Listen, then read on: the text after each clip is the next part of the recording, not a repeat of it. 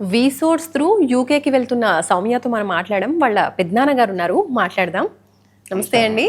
నమస్కారం. సో మీరే సౌమ్యని వీసోర్స్కి తీసుకొచ్చారు అని కూడా చెప్పింది సౌమ్య.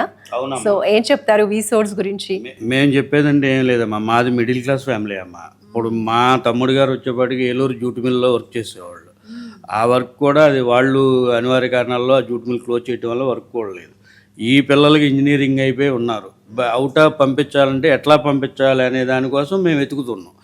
అప్పుడు మేము యూట్యూబ్ ద్వారా చూడగానే వీసోర్స్ వారి ఇంటర్వ్యూ చూసి మేము దానికి ఇన్స్పైర్ అయ్యి వచ్చి సార్ని కలిసి వారి ద్వారా ప్రొసీడింగ్స్ చేస్తున్నాం. సో ఎలా అనిపించింది వీళ్ళ సర్వీస్ కావచ్చు, మీకు స్టార్టింగ్ నుంచి కూడా లోన్ ప్రాసెస్ వీటన్నిటిలో ఎలాంటి హెల్ప్? మాకు ఆమోదకరంగా ఉందమ్మా. మాకు ఏమీ తెలియకుండా మేము వీళ్ళ నమ్మి వీళ్ళ దగ్గరికి వచ్చాము. తేజ సార్ కానీ మిగిలిన వాళ్ళు కానీ బ్యాంక్ స్టాఫ్ కానీ ఎవరైనా సరే మాకు తెలియంది ఇట్లా మీరు ప్రొసీడింగ్స్ అవ్వండి అని చెప్పి వాళ్ళు మమ్మల్ని మొబిలైజ్ చేసి ఆ లోన్ ఫండింగ్స్ కానీ మిగిలిన కానీ ఏదైనా కానీ వాళ్ళు మాకు చెప్పి చేయిస్తున్నారు.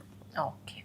సో ఇలాగే మీలాగా పేరెంట్స్ ఎంకరేజ్ చేసేటువంటి స్టూడెంట్స్కి, స్టూడెంట్ అబ్రాడ్కి వెళ్ళాలి అనుకున్న వాళ్ళకి వీసోర్స్ గురించి ఏం చెప్తారు?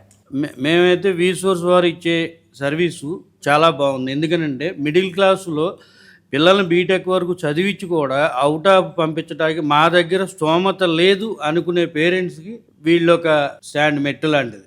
సో డబ్బులు లేవు అని ఆగిపోకుండా ఫ్యూచర్ ఎడ్యుకేషన్ కోసం, అబ్రాడ్లో ఎడ్యుకేషన్ కోసం ట్రై చేస్తున్న వాళ్ళు తప్పకుండా వీసోర్స్ని ట్రై చేయొచ్చు. వీసోర్స్ని ఫాలో అయితే వాళ్ళు ఏంటంటే మీ దగ్గర డబ్బు ఉంది లేదు అనేది వాళ్ళు అక్కడ క్వశ్చన్ చేయట్లేదు. మీకు ఫండింగ్ లేదు, మేము బ్యాంక్ లోన్ ఇప్పిస్తాం, వెళ్ళండి చదువుకోండి, అక్కడ స్థిరపడండి, ఆ లోన్ కట్టుకోండి. సూపర్ అండి. థ్యాంక్ యూ అండి. Thank you so much.